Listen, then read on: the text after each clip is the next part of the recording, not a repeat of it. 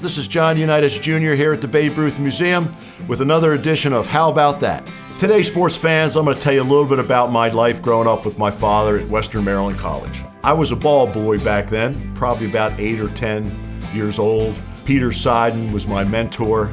Peter is still a good friend of mine today. He's an attorney for Citibank up in New York City.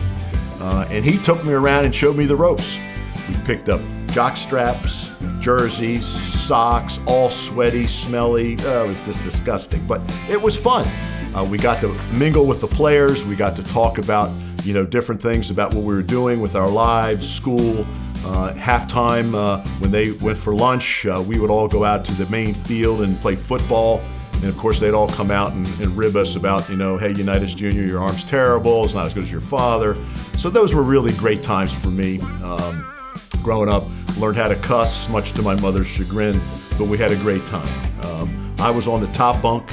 My father was on the bottom. Jimmy Orr and Raymond Berry were in the dorms next door. One year, after a couple years of working as a ball boy, I got to travel with them as well on the plane. Went to New Orleans. Peter Seiden was again my mentor, taking me around and showing me around, keeping me safe. This one story comes to mind that Peter and I went to a novelty store and we found this deck of cards. And so Peter bought the red container and I bought the black one, both the same. And when you pulled it out, you got a shock, right? There was no cards in it. So we get back to the hotel, and that year Mike Curtis was a rookie, mean as could be. And of course, being little, you're a little intimidated. So Peter walks into the room with me. He says, hey Mike, how's it going? How are you doing? He says, doing fine. What's up? He says, I want to show you this deck of cards.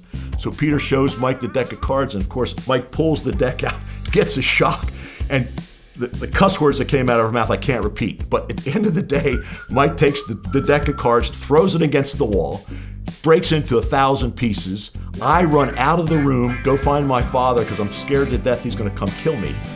So I'm there with Peter, but it was just hysterical. But it was a typical type of thing where these players were just, the camaraderie was just fantastic.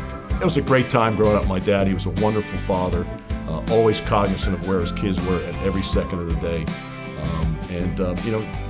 gave us the best life we could have. So that's my story here at the Babe Ruth Museum today, and I'm just happy to be a part of another edition of How About That?